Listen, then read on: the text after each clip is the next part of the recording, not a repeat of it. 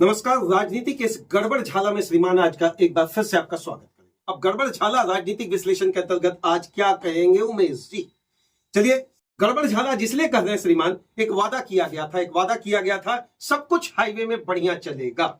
एक वादा ऐसा रखा गया था कि जिसमें यह बात रखी गई थी श्रीमान कि आपको जाम से निजात दिलाया जाएगा। चौड़ी रोड होगा, बस चलेगा, हाईवे चलेगा, बड़ी बड़ी गाड़ियां चलेगी। और ये कहां चलेगा श्रीमान? राजगंज से महुदा के बीच में जबरदस्त रोड बना, 4 लेन बना और लोगों को आंदोलन करना पड़ा। वही कहां श्रीमान? लिलौरी मंदिर के बाईपास को नीचे से पास करने के लिए। चलिए, मुखरता से वो बात हम लोगों ने भी उठाया था और वो धरातल पर उतर गया। लेकिन जो नहीं उतरा प्रभु, जो नहीं दिखाई पड़ रहा है, जिसकी अनदेखी लंबे समय से की जा रही है और तमाम सोशल मीडिया का पेज और तमाम सोशल मीडिया ही नहीं, लीडिंग अखबारों ने भी इसको मुखरता से छापा और दिखाया, जिसका नाम है सोनारडी का रेलवे क्रॉसिंग, या फिर श्रीमान लिलौरी मंदिर के आगे जो रेलवे फाटक है उसको लेकर। आप कहेंगे कि भैया आखिर इसका क्या समाधान है? कोई समाधान नहीं है। यही तो भारत में अकेला एक हाईवे है जिसके नीचे से भैया, जिसके बीच में से भैया, जिसके एकदम रोड के बीचों बीच 2 जगह से रेलवे क्रॉसिंग पार। हाईवे तो कहती है भैया, रेलवे तो कहती है भैया हम तो अंडरपास दे देंगे, लेकिन सोनारडी में नहीं देंगे। सोनारडी में नहीं देंगे। और कहां नहीं देंगे? तो भैया लिलौरी मंदिर के आगे वाला जो रेलवे क्रॉसिंग है वहां भी नहीं। क्यों नहीं देंगे? यह सुनकर बड़ा आप ताज्जुब, क्यों नहीं पास हुआ यह सुनकर और जबरदस्त आपको झटका लगेगा। यह झटका 220 वाला नहीं है, यह झटका 440 का भी नहीं है भैया, ये 11,000 क्रॉसिंग के नीचे का झटका है ना। तो झटका तो आपको लगेगा। तमाम उम्मीद रखा गया माननीय चंद्रप्रकाश चौधरी जी के समर्थकों के द्वारा। हमने भी मुखरता से सवाल किया, हमने भी मुखरता से पूछने का कोशिश किया, उनके समर्थकों के द्वारा, इवन माननीय सांसद जी से भी पूछने का कोशिश किया। जवाब यही मिला था, सब कुछ हो गया, सब कुछ हो गया प्रभु, अब केवल नारियल फोड़ना है। ये नारियल फोड़ना है और उससे जो निकलेगा ना पानी, वो पानी इतना जोरदार बहेगा कि चौड़ा हो जाएगा। चलिए, समझ गए होंगे बाकी कुछ। अभी महज 2 दिन पहले एक अखबार में यही छपा कि दोनों जगह नहीं बन सकता है, ना तो ओवरब्रिज ना अंडरपास। क्यों नहीं बन सकता है? क्योंकि इसका जमीन कमजोर है। जरा बच के जाइएगा, जरा कूदते हुए नहीं जाइएगा प्रभु। अगर आपका वजन ज्यादा है 80-90 किलो, हमारा भी है, लेकिन कूदते हुए नहीं जाइएगा। इसलिए नहीं जाइएगा, कहीं घसक गया तो हो सकता है कि आप भीतर जा सकते हैं। ऐसा मेरा नहीं करना है, ऐसा मेरा नहीं मानना है, ऐसा मेरा नहीं समझना है, ऐसा मानना है NHAI का, national highway authority of India का, जो भैया आंसर दिया गया माननीय सांसद महोदय धनबाद के ढुलू महतो जी को, जिसमें स्पष्ट लिख दिया गया जमीन भीतर से कमजोर है।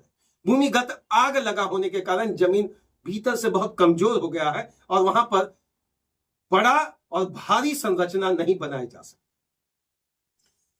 भैया पानी में पुल बन सकता है, समुद्र में पुल बन सकता है, नदी में पुल बन सकता है, लेकिन यहां नहीं बन सकता।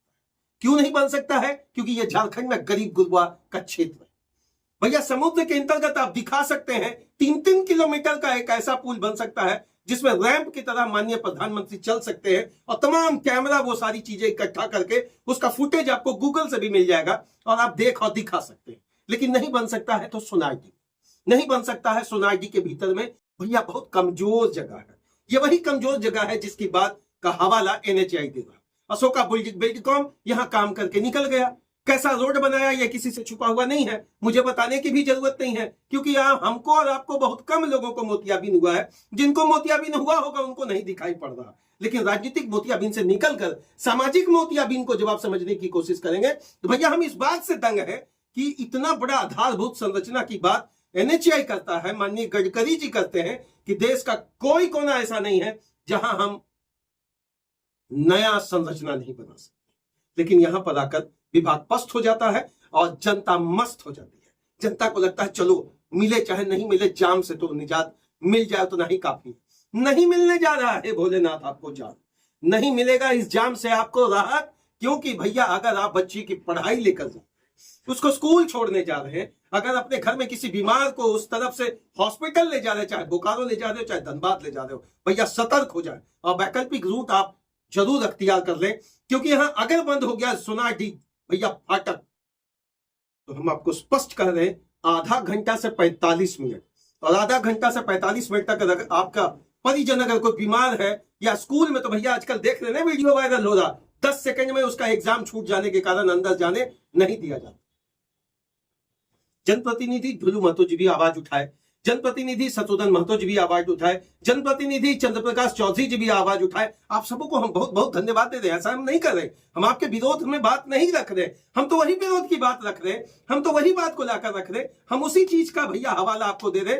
भैया आप भारी शरीर वाले लोग उधर से संभाल के जाए। तर्कहीन बात जब किसी के द्वारा रख दिया जाता है तो मुझे वही आता है कि भारत असंभव कार्य को संभव करने में लगा हुआ है।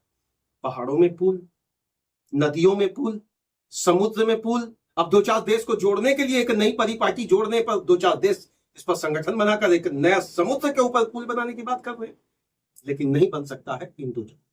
बहुत बहुत धन्यवाद। ध्यानाकर्षण के माध्यम से अब जनप्रतिनिधियों से सवाल, श्रीमान आप बैठेंगे कब,